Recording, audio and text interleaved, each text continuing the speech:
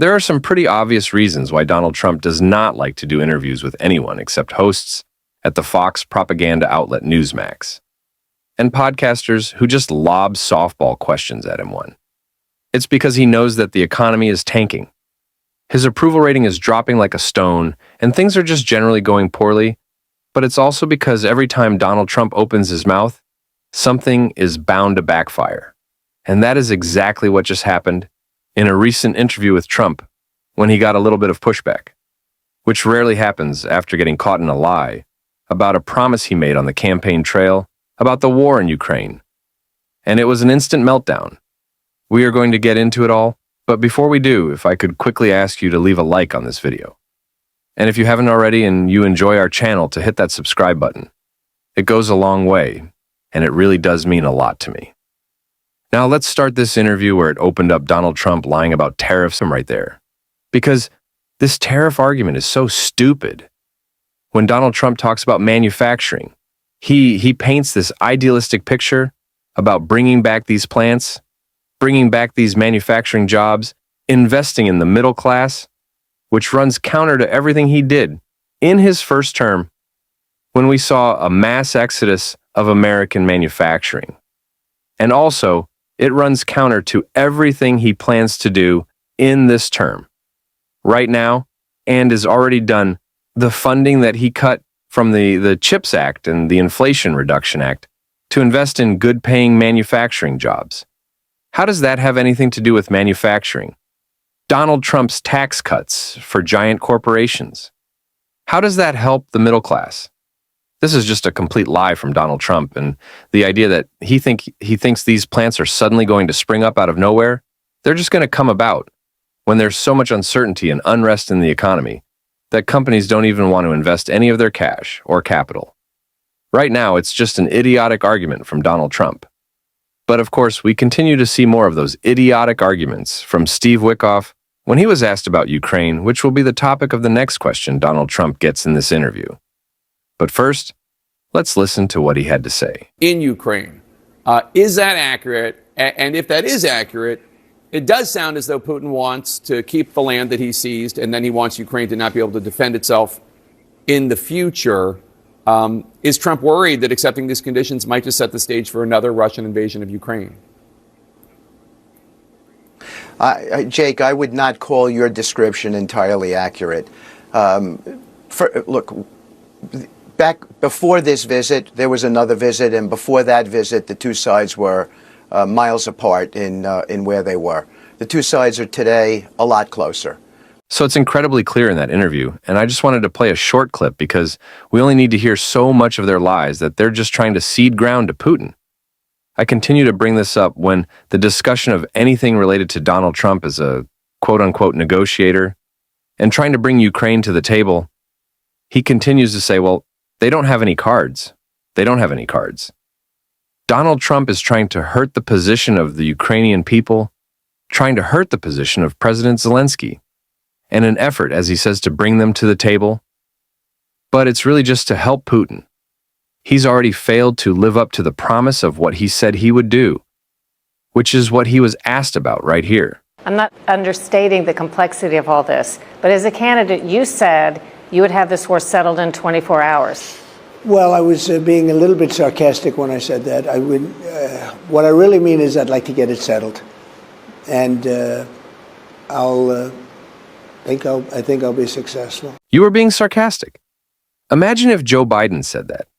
Imagine if any Democrat said that about any promise they made, especially one as significant as ending a war in 24 hours. I was just joking around, and again, this is how everything Donald Trump say always runs counter to every other thing. He said one being the pro-peace candidate, and two saying, there's nothing more important than ending this war. Because above all other people. Trump says, I'm so upset by the death and destruction. Trump pretends like he cares more than Zelensky about the destruction of Ukraine. But he thinks it's funny. He thinks it's a joke. He's being sarcastic about the war. It's just absolutely nonsensical and embarrassing that this guy is our leader. It just doesn't even make sense what he tries to say. Again, going back to the tariff point, he doesn't understand the economy. He doesn't understand negotiating. He doesn't understand American foreign policy. He's just stupid. And now is the time to fill the gap of the vacuum of information that's about to come. With the MAGA Republicans running away from the press and running away from their constituents with some pushback. And of course, someone we see do an incredible job every day of that is Senator Chris Murphy, who I want to take a listen to right here. Pelosi broke with Leader Schumer's strategy in an extraordinary moment.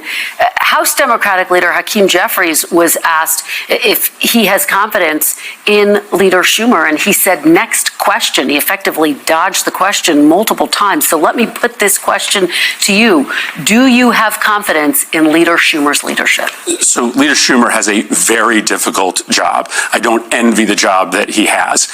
And the question is really for the members of his Democratic caucus.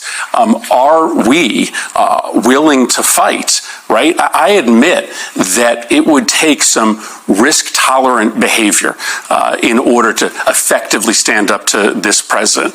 And so the question really is for my party writ large, are we willing to do the very difficult things necessary to meet this moment? Do you think that Leader Schumer is the best person to lead your caucus in this moment? Senator Schumer certainly can lead this caucus. Is he the best person? He can lead this caucus, but we need to have a conversation inside the caucus about whether we are willing to stand up to Republicans. Listen, we have options. We could decide to not proceed to legislation as an ordinary course of business. There are big fights ahead of us, like the debt ceiling, like another potential government shutdown in 6 months. So we have opportunities as a caucus to stand up and meet this moment, and I think the American people are demanding that we do that. Just yes or no before we move on. Do you have confidence in Leader Schumer? I still support Senator Schumer as leader, but I think the only way that we are going to be effective as a caucus is if we change our tactics, and we have to have a conversation inside our caucus to make sure that we are going to do that. So let's talk about that. You posted a video explaining your vote, what you called a very difficult moment. Many of your supporters responded online saying you should replace Leader Schumer. Is that something that you would consider? Would you consider that role? I mean, I don't think anybody's having that conversation right now. What's important is that we meet this moment. And what I'm telling you is that if we continue to observe norms, if we continue to engage in business as usual, democracy could be gone. I don't think we have a year to save American democracy. I think the way the president is acting, using law enforcement to target dissidents, harassing TV stations and radio stations that criticize him, endorsing political violence, puts our democracy at immediate risk. So if you are a Democrat in the Senate or in the House, you have to start acting with urgency. And that is the conversation that we have to start having inside our caucus. Our new NBC News poll, as you just saw, shows the Democratic Party at an all-time low approval rating. Why do you think Democrats are failing to connect with Americans at this critical moment of urgency, which you describe? Well, it's what I just talked about. I mean, I think Americans want the Democratic Party to stand up and fight and to take risks. Listen, I understand that had we gone into a shutdown, even for a handful of days, it would have been difficult. But it would have sent a message that the Democratic Party is not going to be bullied by Donald Trump. We are not going to let them write spending bills unilaterally that cut programs for people we care about, that give the president new and extraordinary power. I think Democrats in this country, but I think the broad middle of the public as well, want to see our party fighting in exceptional ways. That is the conversation that has to happen inside of the Democratic Party, inside our caucus. And if we don't get that right, if we continue to work with Republicans, if we continue to hand Donald Trump more power, we are going to lose our democracy. All right. Well, Senator Murphy, thank you so much. Please keep us posted on those conversations. Come back soon to update us. Thank you very much for being here. We really appreciate it. The billionaire class, the corporate class, the private equity class, they are sick to death that they don't have their hands inside the Department of Education Treasury, that they can't get their hands on our schools like they've gotten their hands into our healthcare system and into every other aspect of our economy. What they want to do is to sell off our public schools to the highest bidder, right? The voucher program that they're talking about, that they will be more easily able to implement if the Department of Education is gone, is really about just making it easier for the billionaire and corporate class to be able to buy up our schools so that they can make money off of it, like they make money off of the Medicare program, like they make money off of so many other aspects of our government. So if the Department of Education closes, it's going to hurt millions of families in this country. It's just going to enable the theft of resources from regular families to pad the pockets of the billionaires. But it is also likely to result in you waking up one day and finding out that your local elementary school that your kids go to is owned by a private equity firm on the other side of the country and is being run for profit instead of being run for the education of your kids. We need to be fighting back all the time. We need to be like MAGA in one small way, which is we need to flood the zone. We need to be on them all the time. We've seen Democrats launch tours in red districts. We're seeing them hit back on Fox.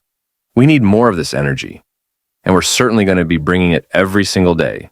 And if you want to support that, as always, you can hit that subscribe button. You can leave a like on this video. And if you stuck around at the end, drop a blue heart in the comments. And until next time, I'll see you soon.